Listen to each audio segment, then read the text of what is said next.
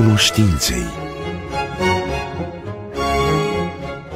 Bun găsit! Astăzi, în Lumina Cunoștinței, vorbim despre opera lui Geo Bogza, despre relevanța sa pentru literatura românească, despre lucrurile inedite pe care domnul Luigi Bambulea, cercetător în cadrul Muzeului Literaturii Române și lector universitar la Universitatea de Arte București, invitatul meu de astăzi, l-a descoperit în cercetarea operei sale. Eu sunt Narcisa Orucu, vă mulțumesc că sunteți alături de noi. Bine ați revenit! Bun regăsit! Mă bucur să pot vorbi la dumneavoastră despre un artist atât de contradictoriu ca și Geo Bogza, care, așa cum scriam într-un studiu din urmă cu un an, dintr-o revistă a Muzeului Literaturii Române, care are o personalitate fondată pe niște falii pur și simplu disruptive și care au făcut ca atât biografia sa cât și opera sa să se desfășoare întotdeauna la cote alarmante, aș spune, și cu magnitudini întotdeauna impresionante. În primul rând, despre relevanța numelui său și semnificația operei sale pentru cultura românească în general și pentru literatura română în special. În mod special.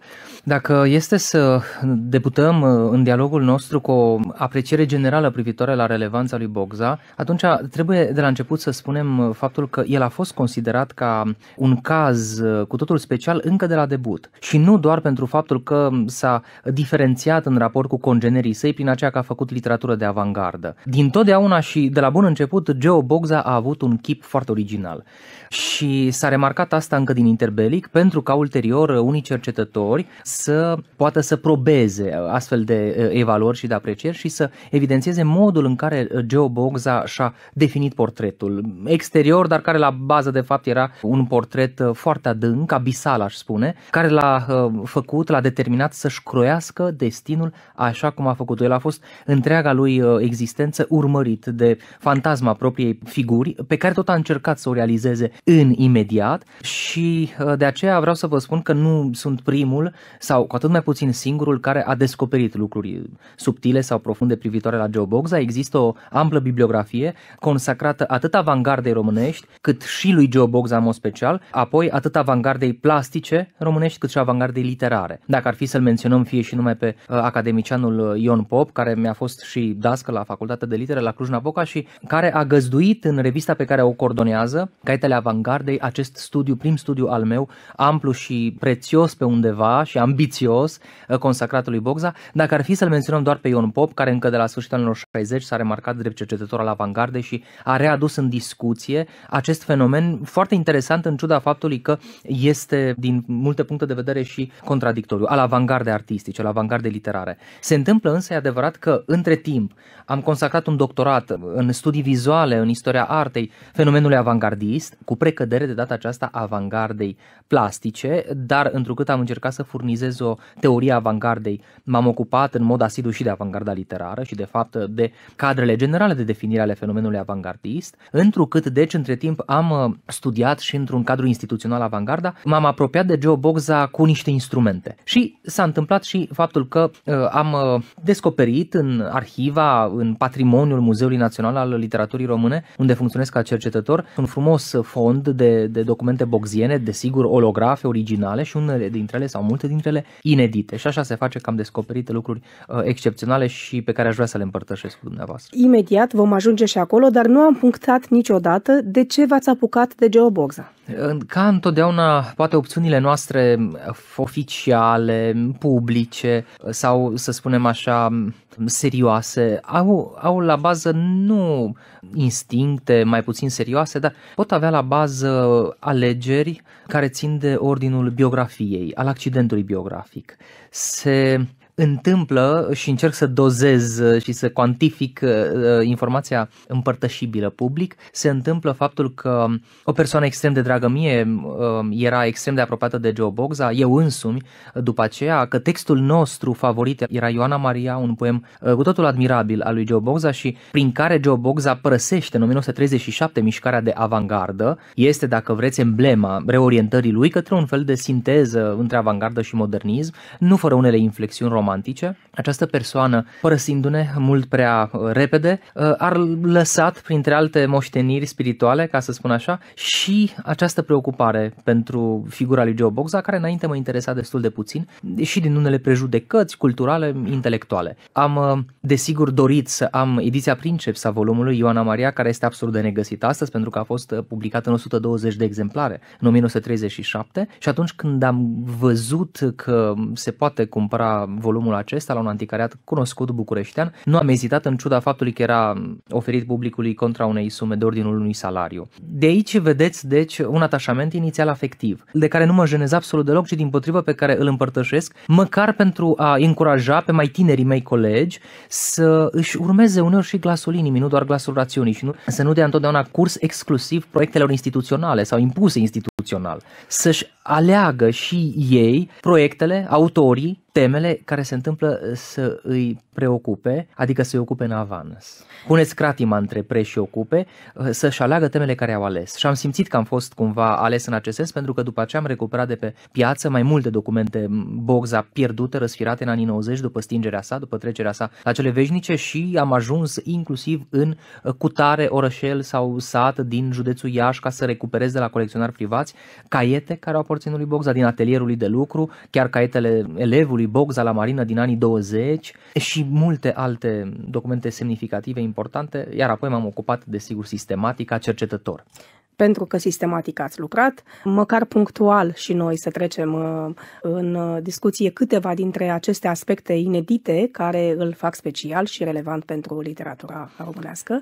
Ar trebui să avem răgazul cel puțin unei după-amieze pentru a sistematiza doar și pentru a rezuma foarte mult, dar putem să spunem că este foarte semnificativ, cel puțin pentru aceea că face legătura dintre modernism și avangardă în interiorul literaturii române, sigur din puncte de vedere pe care nu le putem dezvolta acum. Poezia lui Bogza, cea de primă tinerețe și cea după aceea de a doua tinerețe și de maturitate, probează această afirmație. Dacă ne gândim la faptul că deja în anii 30, după câțiva ani doar de literatura avangardistă, Bogza se desparte de această mișcare, se desparte și de stilistica pe care o implica literatura avangardistă, pentru ca, repet, în 37 deja, prin Ioana Maria, să propună cu totul alte tonuri și stiluri și acel poem, care nu e neapărat polifonic, anunță deja un alt chip, anunță un alt portret interior, anunță totodată un alt fel de a face literatură. La sfârșitul anilor 20, Bogza este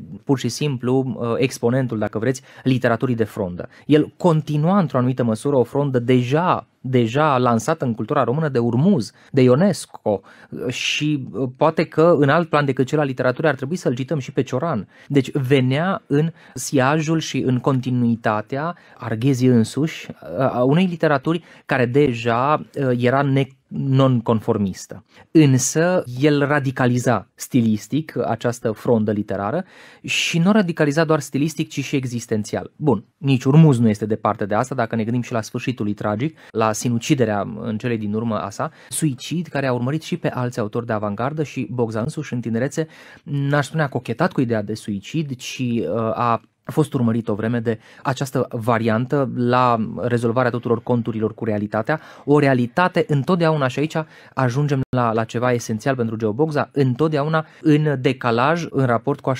așteptări de ordin idealist, aș spune, care l-au făcut, de exemplu, să se apropie și de comunism. Un alt motiv pentru care Bogza este relevant ca scriitor, pe lângă acesta că face legătura între literatura de avangardă și modernism, îl reprezintă propriu-zis capacitatea lui de a trece de la un gen la altul, de la o specie la alta, de la un registru la altul. Gândiți-vă că în timp ce scria acest diafan poem Ioana Maria și chipul Ioanei Maria este în sine angelic, în același timp el făcea reportaje și reportaje acide, reportaje amare, așa zisul reportaj literar, nu agrea deloc expresia, făcea reportaj în cele mai acute tonuri, pentru că vizita cele mai acide medii ale societății românești din perioada respectivă. A făcut și reportaj de război, a fost și pe front și pe lângă asta, în fine, este relevant și prin calitatea estetică a scriturii sale în proză. Nu mă gândesc doar la Cartea Oltului, deși este o bijuterie. Și permiteți-mi în câteva clipe să vă împărtășesc și o informație inedită privitoare la geneza acestui proiect excepțional al lui Bogza, care este Cartea Oltului, și ne gândim și la cerurile Oltului după aceea ale lui Bartolomeu Valeriu Anania,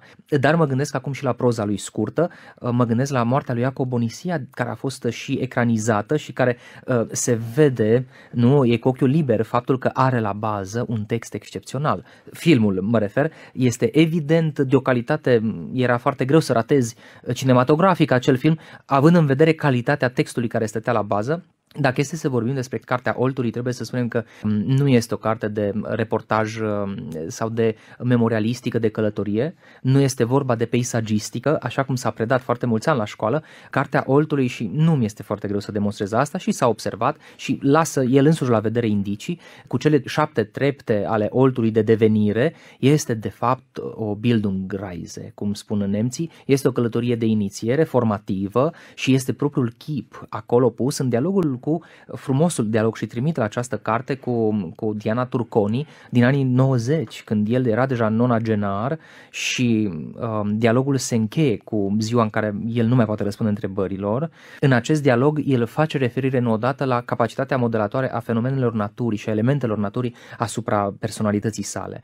Oltul este un corelativ obiectiv, preiau termenul îndrăgit de profesorul meu Ion Pop și care a fost lansat cu mult timp în urmă, cu peste un secol, de un scriitor american și după aceea teoretizat de T.S. Eliot. A fost un corelativ obiectiv, Oltul. Oltul a fost o mască, dacă vreți, exterioară a propriei sale personalități sau a unui eu ideal pe care îl dorea el însuși într-o astfel de călătorie, venind de undeva, nu, din stropii de ploaie sau din apa care se condensează sau care prin ploaie intră în pământ și generează, țâșnește izvorul, pentru că așa începe de fapt Cartea Oltului, cu norii și cu această frumoasă călătorie a norilor pe cer, care nori se apleacă spre pământ și este o sinteză aici între teluric și aerian, care rezultă acvaticul, și acvaticul călătorește și trece pe treptele acestea ale devenirii, aproape hegelian am spune, nu trecând în al său altceva, pentru ca să revină după aceea la sine,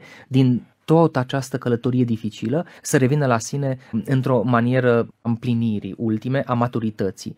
Iată, deci, relevanța lui Bogza se demonstrează și din punctul de vedere al viziunilor care stau fondatoare pentru cărțile sale, și este vorba apoi și de activitatea sa la Revista 1, și nu doar la Revista 1, ci în mai multe cercuri avangardiste. El a fost un om de legătură în avangardă, a avut o incontinență aproape confesivă și a avut o pasiune a corespondenței, care i-a depășit până și pe cei mai harnici dintre colegii săi, dintre congenerii săi, dacă ar fi să ne gândim doar la corespondența cu Sașa Pană. Am spus că vă împărtășesc ceva inedit despre Cartea Oltului. Aveam informația provenind de la un cunoscut duhovnic din București și cu care se întâmplă să am în comun și locul de copilărie, informația că acea carte a fost scrisă ca urmare a unui canon dat la spovedanie, și la Trinitas este cu atât mai potrivit să oferă această informație, că ea explică multe și din punct de vedere literar și ajută în hermeneutica textului acestuia, extraordinar, care e Cartea Oltului și care e un text de maturitate, care trebuie citit la maturitate. Nu am putut fi deloc în rezonanță cu astfel de informație, însă am recomandat persoane care au mediat informația să întrebe care este duhovnicul, pentru a putea aprecia sau evalua gradul de pertinență a informației. Când am aflat numele, am spus da, așa este adevărat, și vă spun de ce. Pentru că în arhiva de la Muzeul Literaturii Române se află și un fond de fotografii ale lui Joe Bogza, și pe una dintre aceste fotografii, el însuși, din anii 40, el însuși a scris, pentru că îi cunosc scrisul, cu stilou numele persoanei respective, Părintele Cleopa.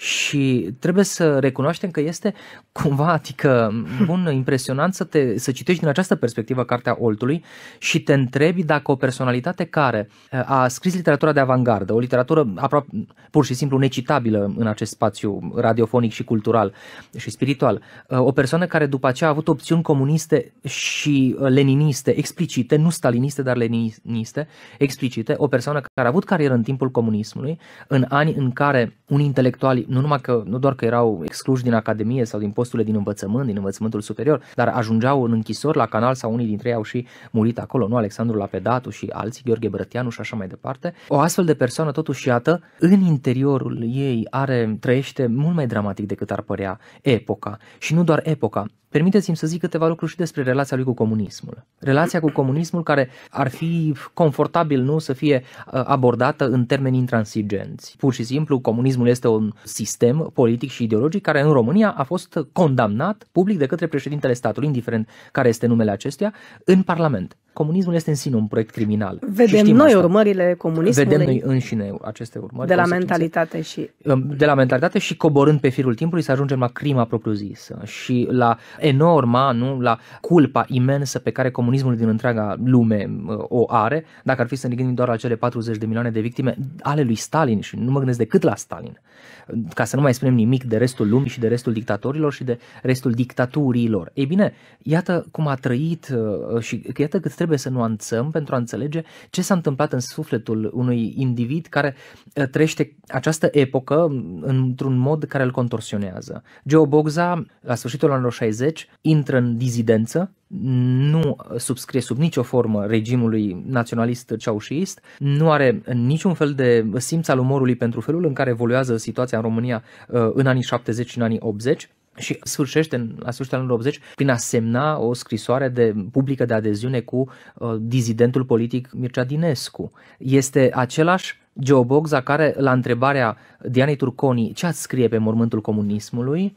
el răspunde: aș scrie aici zace anticrist. Plecând de la utopiile de tinerețe ale unui tânăr care nu avea nici măcar o alfabetizare sociologică sau politologică, cu atât mai puțin, care înțelegea foarte puțin și avea o informație nu lacunară, ci cu totul precară privitoare la ce înseamnă în realitate aceste dictaturi și care era fascinat de posibilitatea de a face să dispară nedreptatea din lume. Cu alte cuvinte, idealism pueril care considera că există o soluție la toate inegalitățile naturale și că această soluție ar fi un astfel de regim. Deci asta este cheia deslușirii comportamentului lui și a acestei asocieri ferme cu regimul comunist. O asociere care pentru anii 30 nu lasă niciun 40-50, nu lasă niciun fel de spațiu de îndoială.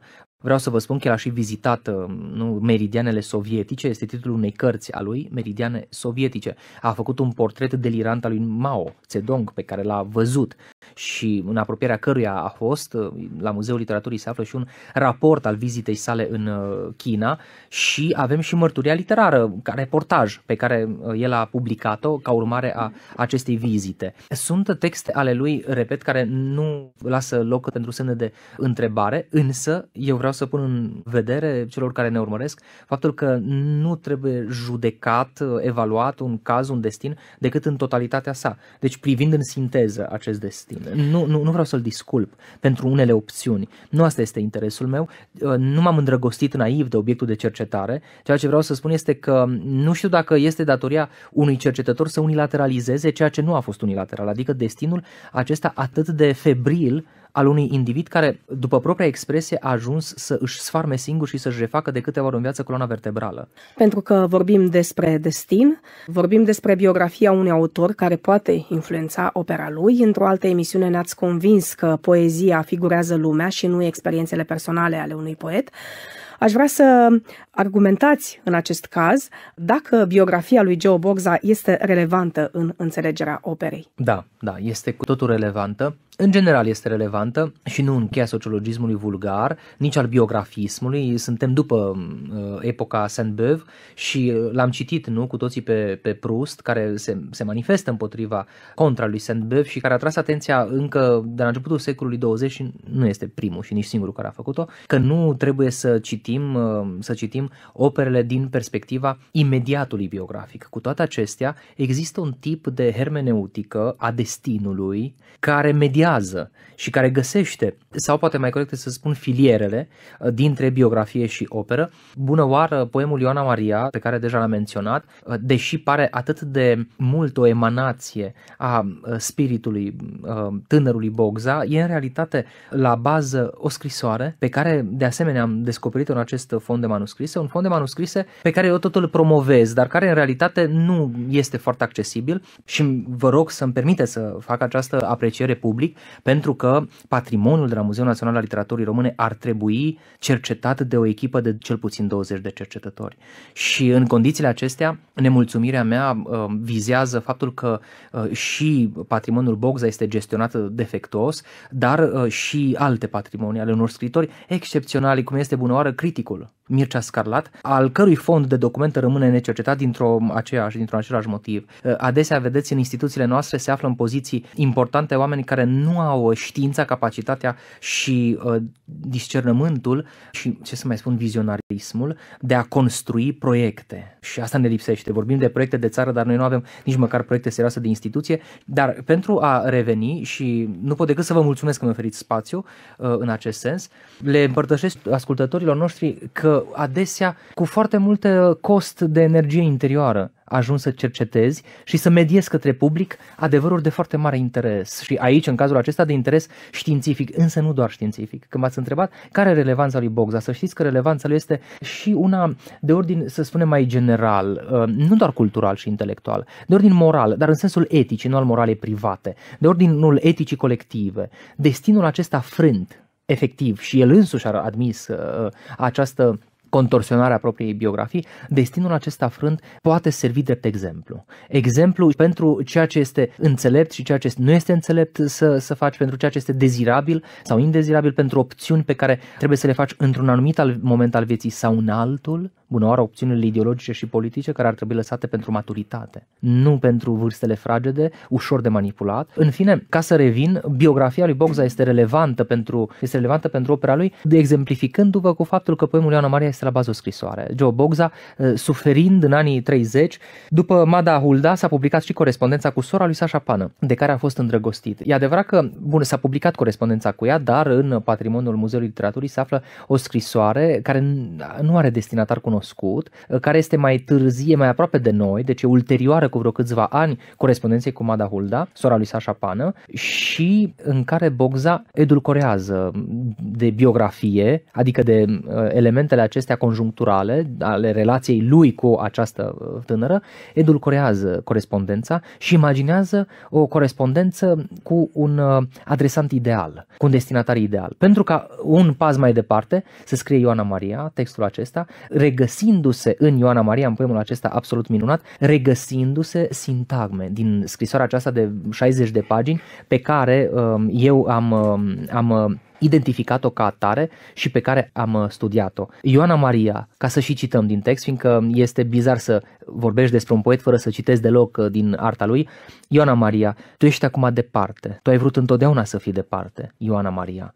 Tu ai iubit mările sudului pe care corăbii merg zile întregi la întâmplare și porturile unde se întorc seara pescuitorii de corali, tu le-ai iubit de asemenea.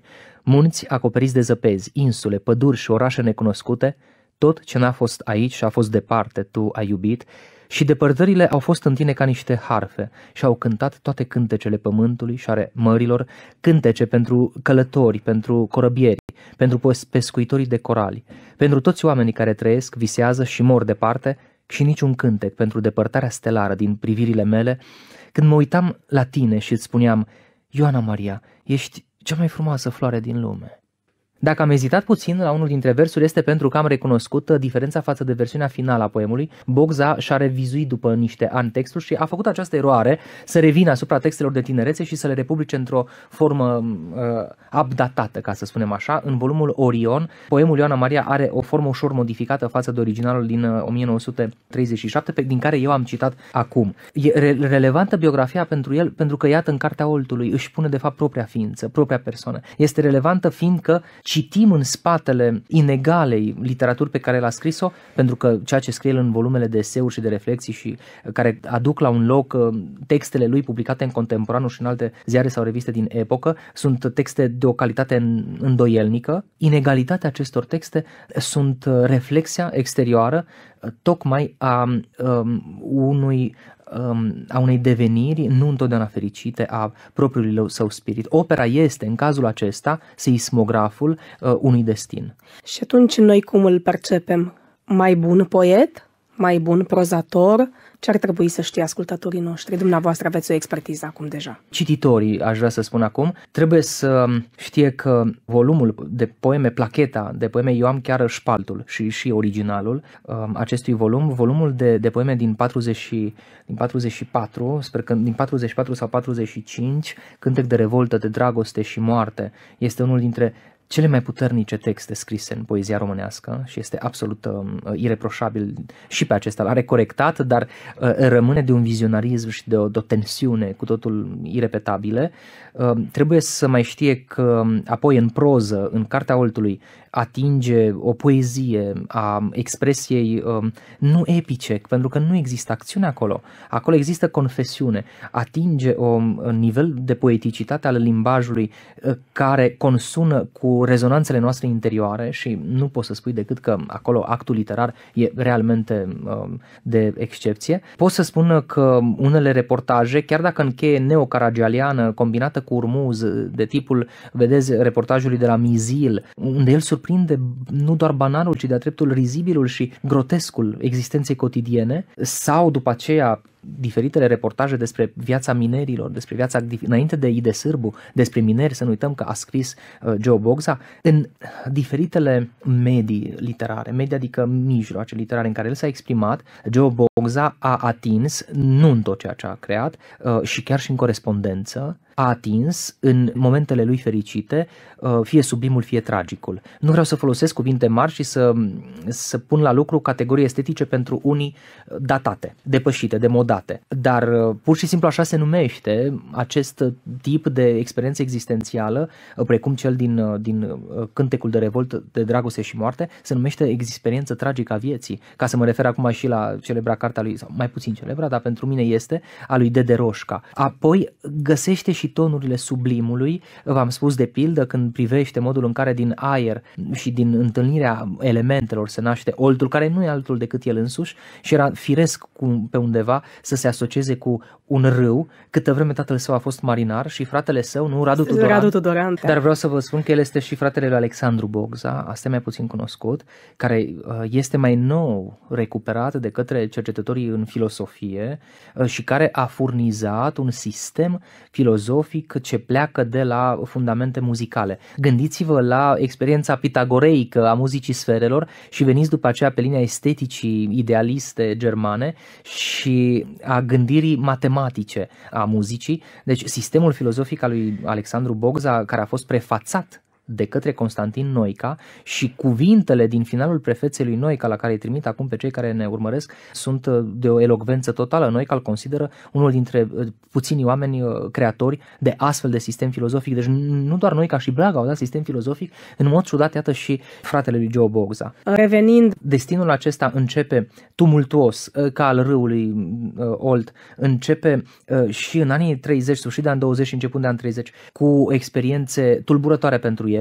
El face experiența unei detenții scurte, a două de fapt detenții scurte, 10 zile la Văcărești, este reportajul pe care el îl scrie, un reportaj mai degrabă comic și grotesc decât tragic. Ca urmare a încarcerării, eu dețin manuscrisul celor 10 zile la București, îl dețin în sensul că l-am achiziționat și eu consider de fapt că l-am salvat prin intermediul unei licitații la o casă de licitații din București, de obiecte culturale și de manuscrise și de cărți. Un destin deci care începe cu această experiență a unui proces de atentat la bune moravuri, reviste și texte care au fost considerate în epocă impardonabile, dar el vine în felul acesta în urma altor experiențe similare, dacă ne gândim la Charles Baudelaire, nu, care s-a confruntat de asemenea în jurul lui 1860 cu un proces similar pentru Florile Răului. Începe astfel destinul pentru ca să ajungă la senectute, la tonurile, și revin la cartea Eu sunt ținta, de dialoguri cu Diana Turconi. Eu cred că Diana Turconi Marconi și